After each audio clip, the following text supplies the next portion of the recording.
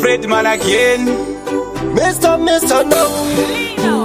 20 Treasure atanga kandaima city Mabisare malekore kwa jinti Ujambase maflamu usaganda hapchi Manu besema unganira suara tichi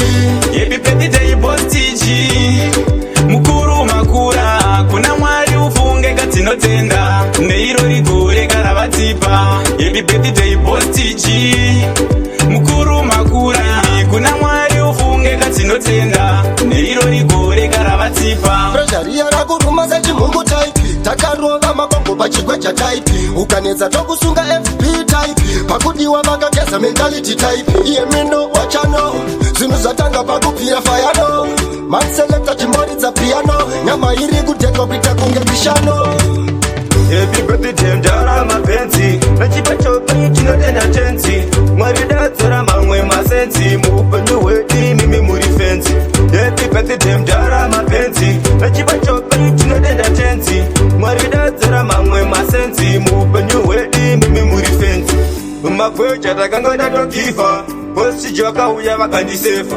Vakaramba vakatotinefa Antinga feti rombe chimbafa Respect kuna mkoma tiji Muchaite ndi drive ma envy Kuma works chakanda masifi Mwari ndo wakatipa mkoma tiji Happy birthday boss tiji Mukuru makura Kuna mwari ufunge katinotenda Neiro rigore karabatipa Happy birthday boss tiji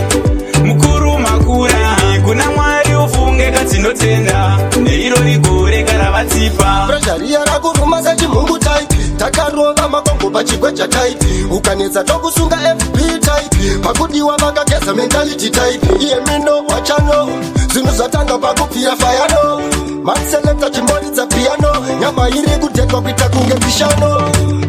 Happy birthday mjara mapenzi Nachipa chopa chinotenda tenzi Mwarida zora mamwe masenzi Mupenyu wedi mimi muri fenzi Happy birthday mjara mapenzi Nachipa chopa chinotenda tenzi Mwarida zora mamwe masenzi Mupenyu wedi mimi muri fenzi Makwecha takanga natokifa Posi joka uya vakandisefa Vakaramba vakatotinefa Antinga feti rombe chimbafa